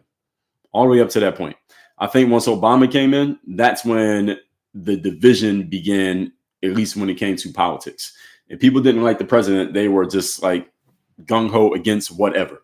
It was Obama, then Trump. I think the divide got even wider. Then you had Biden. It stayed wide. Now you got Trump again, and it's getting wider again. The point being, it's not about politics. It's not about those individual people either. It's not about Obama, Trump, or Biden. What it's about is that as Americans, even when we disagree with the politicians in charge, we all still got in line and said, okay, we're all Americans. Let's do what we got to do. I think up through W. Bush, that was the mentality. Starting with Obama, that started to splinter. And again, it's not because of Obama. It's not because Obama was Black or any of that. I believe one of the reasons is around 2008, when Obama became president, guess what also came around? Social media. Social media came around 2008. That was around the time. Now you get on the internet, Facebook, MySpace, YouTube, Instagram, all the other social medias that came around. All that kind of happened at the same time. And also at the same time, you had the Great Recession, I guess we'll call that 2008 period, the economic collapse. All that happened at the same time. And this is when the divisions really began. Divisions amongst Americans, where we just said, okay, I don't like who's in charge. I don't like the people who support the person in charge. You know what? I'm just not going to do anything to get in line with them. I remember I heard this person say this. They were in a music band. It was like a singing group. It's like 4 or 5 guys in a singing group. And they were arguing about a song. And I don't know anything about, I've never been in the music industry. But these guys are arguing about what song they were going to do. Like, are we going to do this song? We're going to do that song. And the group decided to have a vote. What song we're going to do? And one of the guys in the group didn't like the four of the guys wanted to do this song. And then one guy wanted to do a different song. And he got voted down. He lost the majority rule, so they also had to do this other song. This guy was kind of like not bringing his whole effort to the song. And one of the bandmates had to check him and say, look, sometimes we vote on the song and I don't like the song, but because I'm part of the group, I'm still going to get behind the song. I'm going to perform as if I love the song. And that's the way America used to be. I think starting in 2008, that changed. And that America no longer has an identity. I think right now, today, we don't have an identity. I think the identity of America right now is that we're in a state of chaos. I think if you ask someone who's not from America, I don't know if we got anybody watching this who's not from America, what's the identity y'all have of America? I think the identity is we are in a state of chaos. All right, we can't get behind the president. Nobody wants to get behind whoever's in charge. This chaotic situation we even had with the election period, not the 2020 election, there was chaos. We can even go back. 2016, it was chaos with Trump even winning, people being mad about that. Then 2020, we have no idea what happened. We'll never know what really happened in 2020. 2024, you get Biden gets pushed out of his own spot. Kamala comes in and she's pushing what I just explained. You got Trump again, who people already got their feelings about him. He wins. Who is America right now? What is America? And again, I believe Trump winning maybe brought some stability to that, at least more stability than would have happened had Kamala won. That's what I believe. Had Kamala won, I think we would have been on a fast track to even more chaos and disorder. I think we're still headed that way, but I think Trump slowed it down. I think Trump kind of put a Band-Aid on it. He didn't stop it, but he put a Band-Aid on it. That's what I believe. And right now, we have no idea what it means to be an American. What does it even mean? Can anybody who's not from America, who's listening to this, tell me what it means to be an American? I don't even know. And I live here. Anyway, moving on. Political polarization, I just talked about. The political polarization is, I just mentioned this, that up through George W. Bush, people could hate the choice of the president. You voted for Gore, but Bush won. However you feel about that, you still got behind the president because they're the president and America's still America. Not happening anymore. People aren't getting unified behind whatever got chosen, even though we have a democratic voting process. It doesn't happen that way anymore. So this political polarization is creating this, it becomes this divide where people are all about, well, who'd you vote for? Or you voted for this person, we're cool, but if you vote for that person, we're not, even though we all live here in America. I think that's a ridiculous and childish way of looking at things. And at the same time, I understand why people do it. And all of these things all start to happen at the same time. So we can't blame this on any one thing. It's not because of Obama. It's not because of Donald Trump. People like to say that because it absolves them of responsibility. At the same time, social media came out, and social media is us. Social media is not Obama, Trump, the government. Social media is us. All social media is a bunch of us talking. So if we're going to blame things, we got to take some responsibility. Other one, illegal immigrants. Now, we've been talking about immigration this entire time. What we're talking about here today is how America gets immigration wrong. Illegal immigrants. During the Biden administration, I already explained this to you, they struck down a whole bunch of executive orders that Donald Trump had put in place that basically made the border much more secure. In other words, what they did was allow the border to be so open and porous that people could come over illegally, undocumented, and they were getting away with it. That's what happened during the Biden administration. It was only in the middle of 2024 when Trump started using it against them for the campaign that they started to actually enforce the rules again, so they didn't look as bad as he was making them look. But the good news is, because we no longer trust the mainstream media, you could go to an independent podcaster or YouTuber or TikToker, and they will point out exactly what I just explained to you, and people were now informed. Because see, before, if you can only go to NBC or ABC to find out, is that true what Donald Trump said or not, they would quote unquote fact check Donald Trump and say, well, that's not true. Bullshit. It was true. It's 100% true. And now, because we don't have to listen to them anymore, now we know the truth. And you're allowing people into our country illegally. Again, they're using our resources. They're coming into our towns. They may or may not care about the rules and the laws here, may or may not care about the culture here. They may or may not even care about assimilating to what we're doing here. Well, what are you doing? You're eroding the fabric of what is already established. And again, when you have no standards and you have no rules and you have no parameters, the laws are representations of standards, rules, and parameters, by the way. When you don't enforce standards, rules, and parameters, you have no choice but to get chaos. It's a scientific law. This is not a theory.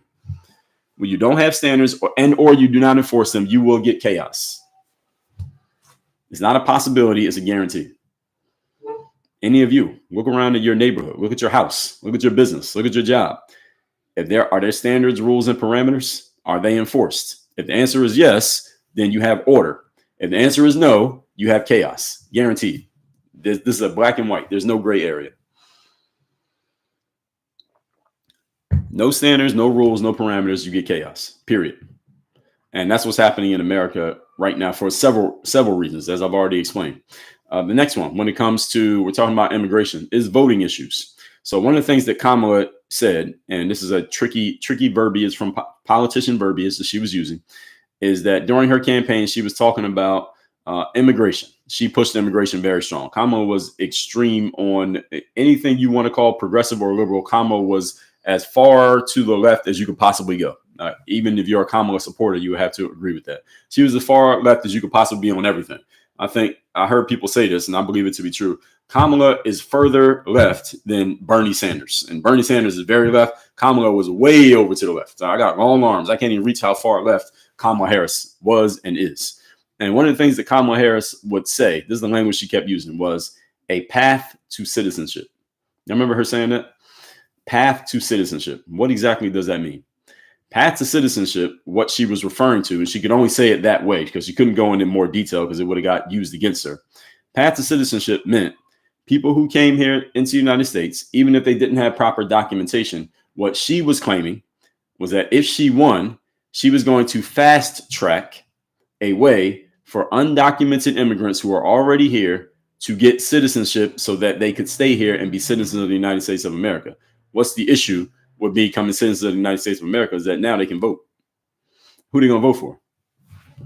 So, see, this is why you got to understand why they were pushing immigration so hard. Because I would think, because when I first would hear about these things, I'm thinking, why do Joe Biden and Kamala Harris or any politician care about immigrants coming into the country? Why do they care? Why do they care if we get 10,000 immigrants or 100,000 immigrants or 1 million immigrants? What difference does it make for them? And then I realized the game they were playing. The game is bring these people in, bring in more and more people, put them in places, put them in the country, make them become citizens somehow, some way, go against anybody who talks about getting rid of them and deporting them, demonize those people, which is exactly what they did to Donald Trump. They demonized him for talking about deportations because these people don't have documentation to be here. If you go to another country in the world and you have proper documentation, you know what they do to you? You go to jail. You go to jail. That's what happens. You go in another country, you don't have proper documentation, or you overstay your visa, or whatever you're doing, or you just go against the grain of what's supposed to happen there, and you're a visitor, they put you in jail, period. There's no political debate. You go to jail. Any of you have been to another country, or you've seen another person who's not from that country, but they're in that country acting like they ain't got no sense, did they go to jail? Yes or no? Any of you ever seen this? Please verify so people don't think I'm just talking shit. All right, you go to jail. You can't just go in another country and do what you want, as I said. So this is what they do. So Kamala's whole thing was, we're going to talk about this path to citizenship. We're going to make everybody be a citizen. We're going to demonize anybody who talks about getting rid of people who have come here and don't have proper documentation. And the path to citizenship, what it does is, again, this increases the amount of voters. And who are these voters going to vote for? Of course, they're going to vote for the person who helped them become citizens. They know that's the Democrats. Now you just added another, let's just say Democrats add another 10 million Democrat voters over the next 10 to 20 years. How are the Republicans going to win an election?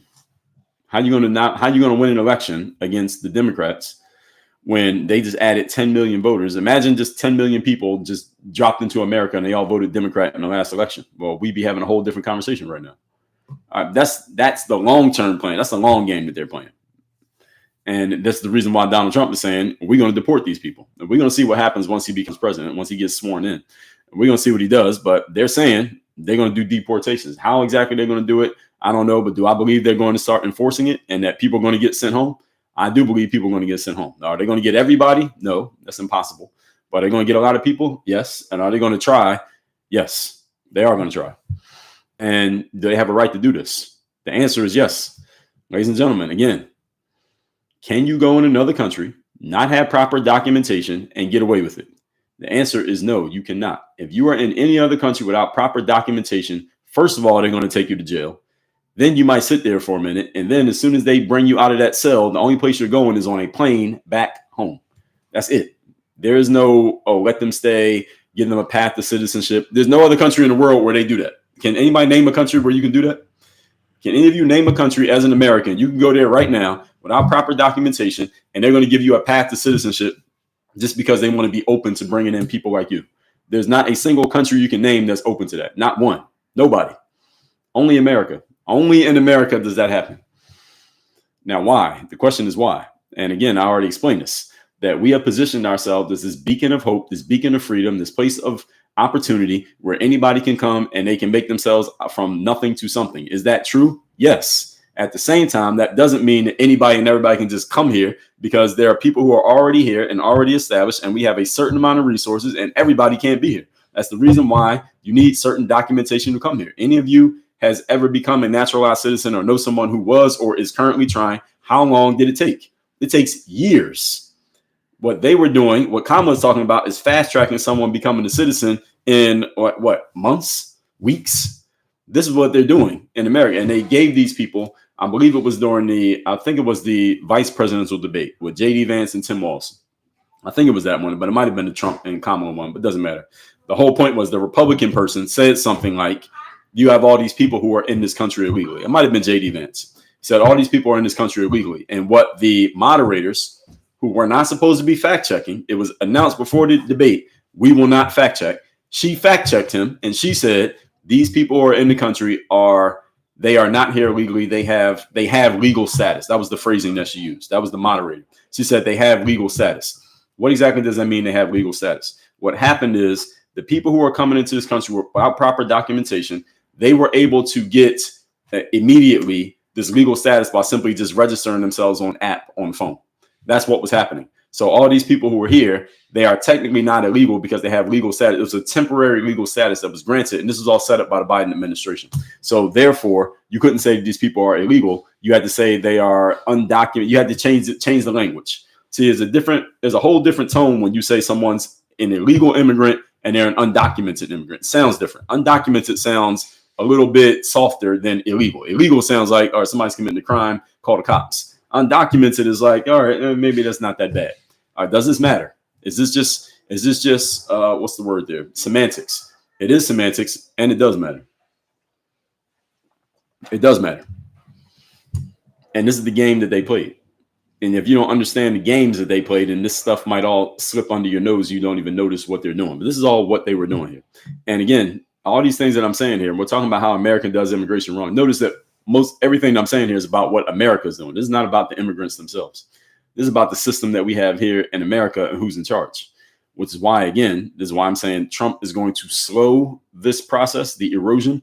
I don't think he can stop it. He only gets 4 years. So it depends on who comes after him and after him and after him. And if we keep going back and forth, Democrat, Republican, this issue is just going to continue to grow because 4 years ain't really enough time to fix all this, honestly. 4 years seems like a long time, but it's really not. Moving on, national security. National security issues of who's here, who should be here, who shouldn't be here, who's coming into this country. If we don't know who's coming into our country, is it possible that someone could do something really bad that they're not supposed to do and they're doing it on our soil? Of course there is, because you don't know who's here. That's the whole purpose of any of you who's ever traveled. Again, when you travel, whether you're going to another country or you're coming back to the United States, what do you got to do when you get off the plane? Everybody got to go through the same thing, customs. Every country in the world has a customs desk. Why do you got to go through customs? You go through customs because every country wants to know, who are you? Where are you coming from? Why were you there? And why are you here? Every country wants to know that. If you travel to France and you come back, let's say you're from Texas, you go to France and you come back, you got to go through customs. They want to know, who are you? How'd you get here? You were in France, or what were you doing in France? How long were you there? What'd you bring back with you? And are you a citizen? You got a passport? Let me see your passport. All right, they check all that stuff. And customs agents are serious. All right, you never seen a friendly customs agent. All right, they don't play. Why? Because national security. All right, that's the reason why. All right, any of you dealt with a friendly customs agent? They're never friendly. All right, they never smile. Why? Because they understand the seriousness of their job. All right, that's what it is. And if we're letting people in and they're not going through that vetting process, again, they vet you. You're an American and you travel and you come back, you get vetted. They question you. They challenge you. What you got in your suitcase? How much money you bring back? Did you bring back food? How long were you there? What were you doing? All right. They ask you all those questions, right? When you come back to America and you're a citizen with a passport, but then they're letting people in with no checks. What do you think about that? I think that's crazy. That's out of line. And this is a national security issue. So when someone like Trump says it's a national security issue, people try to make it seem like, oh, he's just being xenophobic or trying to fear monger. No, he's not. He's telling the truth. That is a national security issue. If I could just go to another country and they don't even check who I am and I can just go in and out, well, I can do anything. What if I'm crazy? I can do something crazy. They can't even trace who I am because they had no documentation of me. I didn't even go through customs. You know, when you go through customs, they got cameras in there. They know who you are. Like, if you ever been out of the country and came back, they have it on the record and they got your face on camera and they got your picture somewhere in some office somewhere of you, the exact date you came, exact place you came from, everything that was on your customs form, and the conversation you had with that customs agent. They got all that documentation. The government got all of it. But what if you came in and they didn't do that? They wouldn't even know who you are. So this is what's happening. So now population density, next point, I talked about that already. If you were to just drop 300 people into your town, all right, any of you, wherever you live, let's say you just drop 300 people from whatever country into your town, even if they're nice people. Does it change the dynamics of your neighborhood? Of course it does. You go to the local rec center, you got a bunch more kids there. You go to the mall, there's more people there. You try to drive, there's more traffic. All right, all of this, does this matter? Yes. Yes, because you move into a neighborhood and you build a life there. You put your family there because you're expecting you have a certain expectation of the way things go. Now, all of a sudden, they just drop 500 people in your town. Does that change things? Yes, it does. And that it has to be talked about. And that can lead to crime. Now, we know politicians do a great job of politicizing crime. Doesn't mean the crime didn't happen. Just because they're politicizing it doesn't mean it didn't happen. Something happens to an American citizen at the hands of an undocumented immigrant, that's a big deal. Again, let me ask you the question. If you, as an American, were to travel to another country and commit a crime, what would that country say about people from your country coming into their country? They would say, okay, ain't nobody coming in. It'd be just like that. If you I've used France as an example here, so let's just use France. You're an American, you go over to France, you commit a crime. You commit a really bad crime, like something that becomes news. Somebody loses their life at your hands in France, and you're an American visiting. What's France going to say? They're going to say, okay, look, the number of Americans we're letting in now, cut that by 90%. All right, we ain't let no Americans in until the country feels safe again from Americans. Ain't no Americans coming in, period. It'd be over. It wouldn't even be a debate. Ain't no Americans coming in. But when it happens in our country, what do? Nothing. Or we demonize Donald Trump for saying something about it. Oh, he's xenophobic because he's trying to, and then what people do is they use this emotional blackmail. Well, I'm an immigrant. Donald Trump's wife is an immigrant and he shouldn't be talking about immigration. No, he has a legitimate point. You can't do this in any other country. No American can go and commit a crime and they would just say, that's it. No Americans. Ain't no Americans coming in. Period. Done. All that said, everybody, let me take questions and comments here. And then I got to go to the bathroom. So I'll see what we got here. Let's start over on YouTube. A lot of comments on YouTube. Smashball, good morning. Chris Ortiz, I'm listening. What's going on? Smashball said the bottom line, probably an immigrant, but the skill sets are one-to-one. Yeah, exactly. For the money. Hertz Donut says indentured servants. Well, okay. Fair enough. You could say that. All right. I ain't mad about that. Smashball says it's like that in the sports world as well. From high school to the pros, the best players do not always play. Fair enough, but it's the closest thing to a meritocracy. See, this is the thing that I say about sports. It's not always a direct meritocracy, but it's the closest thing. I've been on teams where I felt like I was better than people who were playing, but there's no other world where you could eventually play your way in if you're actually good. So let's say I'm on team A, I'm not playing, but then the next year, if I can actually play, eventually it's going to be shown that I can play. In business, you can go your whole career and never get to prove it if you don't have the right connections, relationships, politics. So you can go far in politics. There's always a cap on what you can do. Eventually, you'll be exposed. Yeah, in the sports world, exactly. So family members of stars who end up having really short careers. Yeah, exactly, because they can't play. Because if you can't play, you can't keep playing. That's it. Smashball said New York got exposed. Yeah, exactly. And Eric Adams was talking that sanctuary city shit until they start sending him people, and then he changed his mind. So, and it happened. He wasn't the only one. I'm just using him as an example. So it's hard because it doesn't really have a definition for everyone. Yeah, Goldie Film said, Dre, if you look into the rise and fall of the empire, how they seem to follow the same trend. America looks like it's following. Yes, it is. Yes, that's happening. So again, Americans out there who are listening to this, don't get cocky. Don't think just because America's been the shit for decades that we're going to stay the shit. We're not.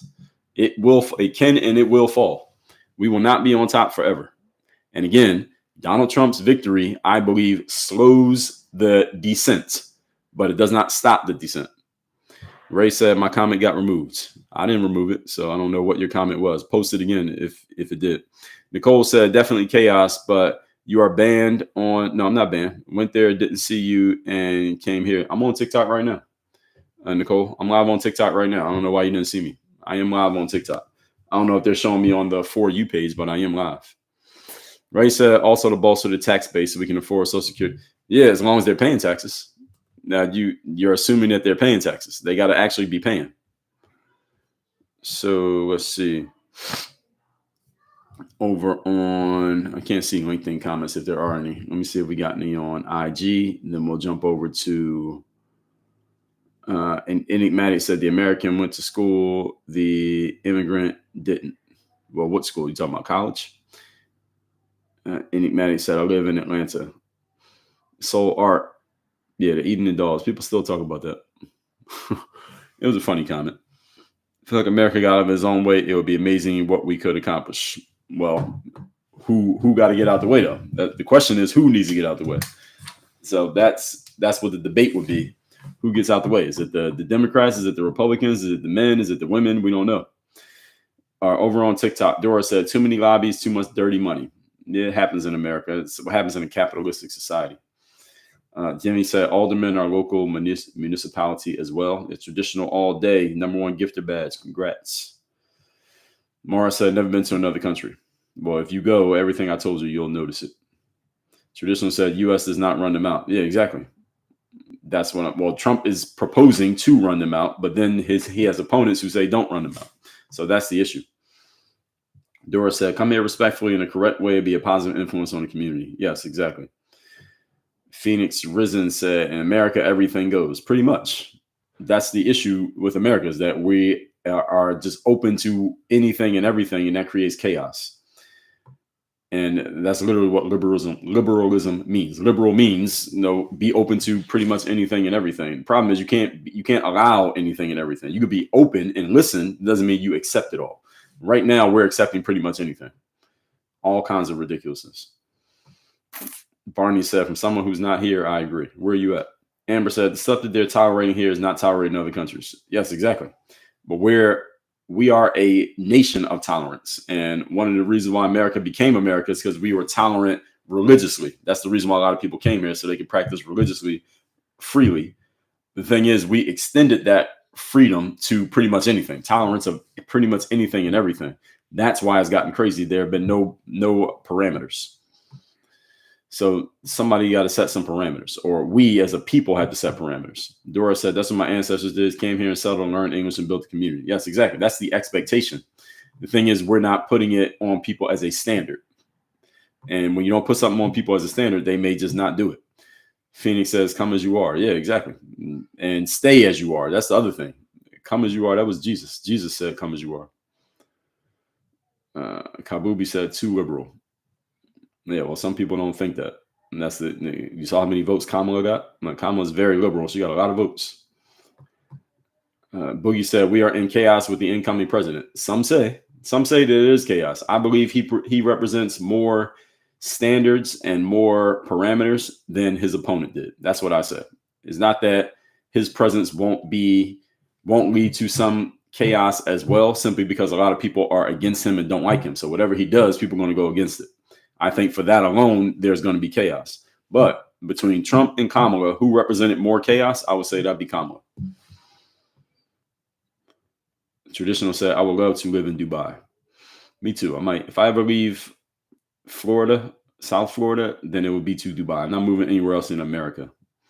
If I leave South Florida, it will be somewhere in Eastern Europe over to the Arab nations. But nowhere else in America, only South Florida, and then it'd be completely out of the country. If I leave. Nico said, you're so right. Thank you. Blue Pill said, Paris is already chaos. England's headed that way. They try it weird. I've heard about the UK. I've heard that there's a lot of stuff happening over there. I have been there. I have played basketball there. I haven't spent a ton of time there, and I don't follow their politics, but I've heard that it's crazy over there. I didn't hear so much about France. Boogie said he had a term to correct, and he didn't. He created more chaos. I don't know what you're talking about. Kabubi said we were most definitely at war. Paulina said everyone to be equal.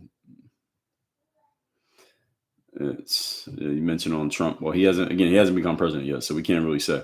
Traditional all day said women's rights. Yeah, it wasn't even. Yeah, they called it women's rights and they called it reproductive freedom, but what it actually was the right to abort a child that you've voluntarily created, which is a crazy thing to build the campaign on. But she did it, and she did it out in the open, and a bunch of people voted for it, which is what made it ridiculous. It's not that she was pushing it, because she ain't the first one to push that. It's the fact that she pushed it so brazenly, and that people openly went with it was what was crazy. That's a representation of the people, not a representation of her. I believe I already said this about her. Had she been in an open primary, had to compete with other people, I don't think she would have got the nomination. So people are saying, well, she might run again in 2028. And I say, go ahead, let her run in 2028. Let's see if she makes it through the primary. I don't think she will. Michelle said, especially when reproductive rights were given to the states. Right. It's not like the rights went away. It's just on the states. What she wanted to do was codify it federally so that it was just a national thing instead of a state level thing. And again, a crazy thing to build an election, a campaign on, but she did it and people co-signed it. Now, part of that, also got to give a little bit of grace to the people, is that it was either her or Trump. So no matter what she said, there's a bunch of people who are going to go for her no matter what she said. Even if they didn't so much feel the abortion thing, they just don't like Trump, so they were going to go with anything she said. And there was somebody on social media was saying something about Kamala, and I said, anybody who ran against Trump was going to get a whole bunch of votes because a bunch of people don't like Trump. So it doesn't even matter what you said. If I would have run against Trump, I would have got a bunch of votes just because I'm not Trump. All right, doesn't even matter what I said. So that we also had to take all of this with a grain of salt, just on the Trump thing. There's a bunch of anti-Trumpers who anything that goes against Trump, they would just co-sign it. Again, they would have, as the saying goes, people would have voted for a ham sandwich against Trump. So that's the whole thing. Let's see. Boogie said the Trump Vance campaign focus was banning. No, they didn't ban it. What they did was take it off the federal books and put it on the state books. So that's not what they did. Paulina said, yes, no boundaries. Correct. Traditional said 90% black women was crazy to me. That wasn't crazy to me. Just black people in general. Men was a little bit less, but it was still pretty high. I think men was in the 80s. Black people have been conditioned for decades to vote Democrat. So that wasn't surprising to me at all. And especially because Kamala was a female. And she was I believe she was cosplaying blackness. I did a whole live on that back in the campaign season. Music Diamonds said, look at the chaos now. I guess you're satisfied. Roe v. Wade is so much more than abortion. What chaos is there now? If you want to say now is chaos, you better remember that Joe Biden and Kamala Harris are still the current administration. So if you want to say it's chaos, then you got to put it on the Democratic administration that's running the country. Trump's not president yet. Dora said he wanted to have each state control what they wanted to do. Yes, exactly. Well, that's what it is. He did it. That's the situation right now. So Boogie said, if you're a middle class, you aren't his first priority, unfortunately. The middle class is not anybody's priority. Don't be fooled by Democratic rhetoric. Their priority is not the middle class either. Their priority is themselves. That's the issue with politics in America. Politics in America is a dirty game. I've talked about this already. I did a whole live, Boogie, about 2, maybe 3 months ago about why the middle class is going away. So any of you who considers yourself to be middle class, I suggest you take some action to get out of it, because there will be no middle class. They're going to be poor people and they're going to be rich people. That's it. There will be no people in the middle. Zero. Dora said, what's the first thing that came up with? Why not talk birth control? Or how about, because that is personal responsibility. Birth control means personal responsibility, Dora. And you can't win an election preaching personal responsibility. Impossible. Linda, 2165, good morning. Jade Novikin got the number 2 badge. Appreciate you. Thank you for that. I don't know what that is. The gold coin, the gift. Thank you. Dora said, why not teach our children? Well, yeah, I just answered that. That's why. You can't win a national election on personal responsibility. Now, you could talk to a class of 30 people about it and they'll listen to you, but 300 million people? No. Won't work.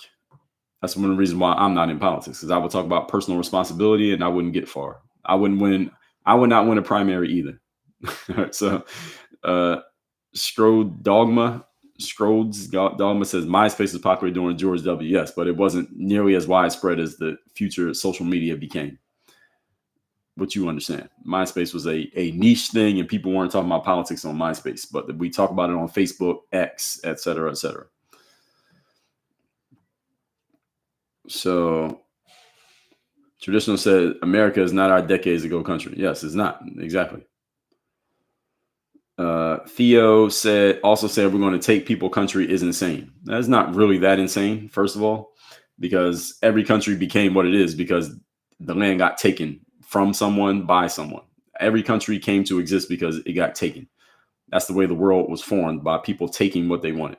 America is America because it got taken. There were Native Americans here who basically had all this land. The settlers came over here, took it from them, and America became America. And we all pretty much agree to that. I'm not even saying it's a bad thing. That's just how it works. If America wants to take Canada, Canada could fight, but Canada couldn't win. If America really, that's not going to happen, first of all. But if the United States of America want to take the country to the north of us and the country to the south of us, they take it and it'd be over. It wouldn't even be a war. Neither the country to the north of us nor the country to the south of us has the resources to fight against us if we wanted to take their land. That's not going to happen. Again, it's Trump controlling the news cycle. He'll say stuff to get people talking about what he said, even though he has no intention of doing it. And people take the bait every single time. So people talking about Canada and America taking Canada that's a red herring. Red herring is simply someone throws out there to get you distracted so that you pay attention to it while they do something else. Trump is a master at that. He's been doing it for 10 years. He actually been doing it for 40 years. Phoenix says he was the only candidate that ran against women both times. Makes me wonder, Well, he didn't choose that. It's not his fault that he was about to run against Joe Biden. He ran 3 times, actually. You forgot 2020, Joe Biden. Would have been Joe Biden part 2, but Joe Biden got kicked out. So Dogma said we stopped trusting the media in 9/11. Okay. Some people took longer than that. Pure blood for Christ. Appreciate you. Dogma said Kamala is not further left than Bernie. Okay. Fine, if you believe that. She's over there, though. Let's just say that. She's over there. She's over there to the left. You got to go way to the left to find her. She's over there somewhere. Mark said they removed half is a huge relief to our economy. I agree with that. That's going to be a tall order to remove half because they got a bunch of governors who are working against them or claiming that they will. Dora said you wouldn't get out the airport. Exactly.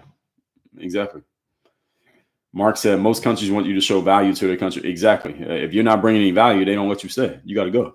You can come as a tourist and you can spend some money, but then you got to leave. If you're not adding value, you cannot stay. If I was to move to another country and try to become a citizen, they're going to grill me and find out what are you doing here and what are you bringing to the table for our country that makes it better. And if I can't answer that question satisfactorily, they will deny me and say, no, you got to go back to where you came from. You can't stay. In America, there are no standards to say that. Melanie said you can't even board a plane or clear customs without ID. Yeah, I know that part. What I'm talking about, Melanie, is are you bringing value to the table? And they want to know every detail of why you're there, who you're there with, where you're going to be at, where you're staying. Do you know anybody here? They want to know all that stuff when you go to other countries. In America, they ask you that too if you come through with proper documentation. But we've been allowing a lot of people in here without the documentation. That's the point. Dora says 2 to 10 years. Yeah, exactly. I know of people who've took 10 years to try to become a citizen in America and still didn't get it. Paulina said you can't go to, I don't know if I can say that country's name. I got to be careful. Unless you can prove you can support yourself. Exactly. They won't even let you stay. And if you just say something they don't like, to kick you out. So Candace Owens was about to go to that country and they announced that she can't come because she was making YouTube videos criticizing them. They said, no, she can't come over here. And that's just based on something she said on YouTube. Forget about everything else. And she would have been doing business. She would have been actually generating money for the economy. They still told her she can't come over there. I'm not saying that I agree with it. I actually don't agree with it. But the point is they have rules. America, we just let anybody come. That's the point that I'm making. Paulina got the number 3 gifter badge. Then you moved up to number 2. Shout out to Paulina. Dora says it will never change. All right, a couple more questions, then we'll wrap this up, ladies and gentlemen. It's an additional threat to our safety. Yes, it is. It is an additional threat to the safety, but people don't want to talk about it until it comes to their front desk, to their front door. Darlene says, well, look at you all dressed to impress. Well, thank you, Darlene. Hopefully I'm impressing you. Darlene said, Trump's my man. Okay. Phoenix said, that's why the military is hated around the world. Well, because we get in other people's business. So I understand why people get mad about that. It's the Twilight Zone. Yes, his wife is an immigrant. She came illegally. I know she came legally. What I'm saying is people use that as a talking point. I know that she came here legally because if she wasn't here legally, of course, they would have found out a long time ago.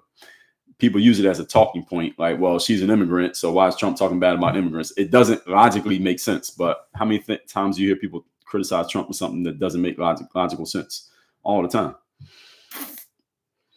Lynn said, those people saying that are not affected by it. Yeah, exactly. I get it. You said come to Texas. I completely understand. I made that point earlier. That's why the governor, Abbott, started sending those people to other cities and said, okay, let's see how you really feel. Let's see if that actually happens, all the shit you're talking about being open to these people. And that's when things changed. Let's see. Real Chosen Mary said, work on your game. Yes, that's the name of the company here. Darlene said they're blaming Trump already when everything is happening right now. Trump called it. Yes, and Trump is technically not the president right now. So anybody want to get mad about anything happening right now, you got to blame Biden. He's the president. Real Chosen said, Coach Dre for president. No, I can't run for president. I wouldn't win. Doris said, I think you will win primary. We need, looking for that one who will stand for the people. Well, see, you all are a small percentage of the population. If I was to win a primary, I would have to get the masses of people to agree with me, and the masses would not agree with the things that I'm saying. I know how the game works. Again, look at Kamala Harris. You got to talk like her to win a primary in the United States. Now, I know she's a Democrat, but it's the same thing. Kamala Harris, well, she didn't actually win a primary, but even Joe Biden, let's say Joe Biden. Look at the stuff that he was talking about. If you're talking to the masses of people, you can't say the same things when you're talking to a couple thousand people. America has 300 million people in it. So it's a whole different ballgame when you're talking to that many people. It might not seem like it, but it is. G Black, what's going on, sir? Good to see you. Big John said, Jimmy Carter passed away knowing Biden broke his record as the worst president. I remember they showed Jimmy Carter. They were like, Jimmy Carter stayed alive so he could go vote for Kamala Harris. I'm like, that dude has no idea what's happening. His daughters are voting for him, and they're talking about Jimmy Carter voted. He didn't do anything. That guy was a vegetable. So and it was funny when they were saying that, like, oh, Jimmy Carter is so great. He stayed alive so he could vote for Kamala. Like, he had no idea what's happening. Ask him what day of the week it is. He couldn't even move his eyes. So anyway, rest in peace to Jimmy Carter. Anyway, a couple more comments, folks, then we'll wrap this one up. Paulina, number one gifter badge. G said, are you a fan of Candace Owens? I like her stuff. I like Candace's stuff. I listen to her. I listen to a lot of people, G. So are you a fan? Is it a tricky type of question? What I'll say is that I follow and listen to a lot of people on both sides of the aisle politically. So I listen to Candace. I listen to Jamel Hill. I listen to, I saw Bakari Sellers talking. I see Roland Martin stuff. I see Megyn Kelly stuff. I see people on all sides politically because I want to know what they are. I want to know what everybody's talking about. So even if I disagree with somebody, I want to hear what they say so I understand why they're saying it, because then that helps me formulate my own opinions. If I only listen to one side, then I won't know what the other side is saying. It's better to understand what they're saying so that you can knock down their nonsense if they're saying it. So I might disagree with a Republican. I may disagree with a Democrat. Just like when I mentioned Vivek Ramaswamy, he made a point, and I understand what he was saying, but I also understand the pushback to what he was saying, because there are two sides to that conversation. So when it comes to Candace Owens, I do like her stuff. I'm subscribed to her on YouTube, and I do listen to the things that she says, because I believe Candace is very good at articulating her position. So anybody who's good at articulating their point, I listen to them. Even if I disagree with it, I like listening to people who are very clear and laying out why they believe what they believe. So Candace does fit that description. Michelle said, your ability to articulate words and thoughts is unmatched. Well, thank you. Am I better than Candace Owens? I just gave her credit for the exact same thing.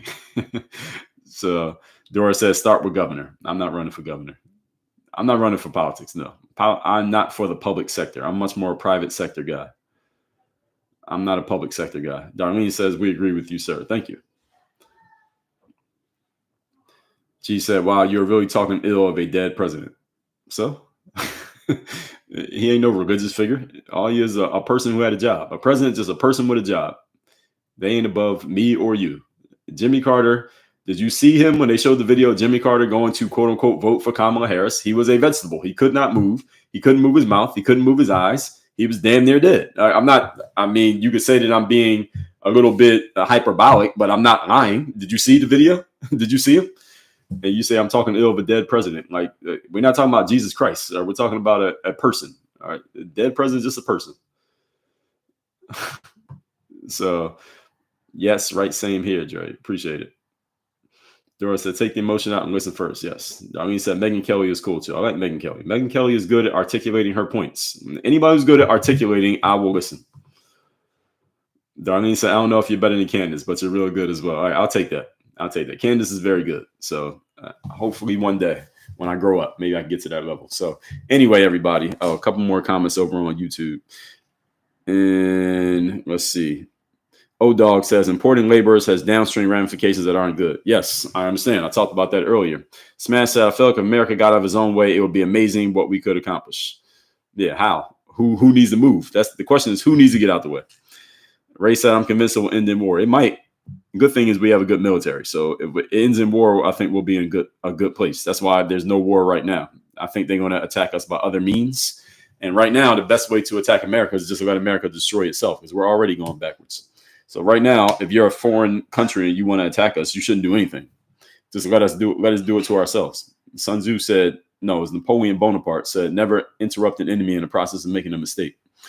Again, had Kamala got elected, then they could just sit back and watch. Now Trump won. Now they might have to do something, but it's not going to be a physical thing. That wouldn't be a good idea against America. We have the strongest military in the world. So it wouldn't be a good idea to attack us physically, but you can attack us in other ways.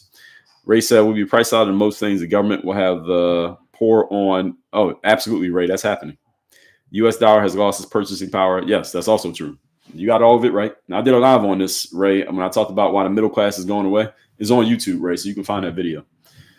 Jessica said, I'm better than Candace. All right, I'll take that. So there's a debate if I'm better than Candace. Am I better than Candace Owens? That's the debate. Dora said, our military is in terrible shape as a whole. As a whole, yes. Compared to what we used to be, we're still better than everybody else. Our military is still better than everybody else. Nobody's going to attack us because they're going to lose physically. Nobody's going to physically attack us because they would not win. And it would unify us. That's actually, that's a good point.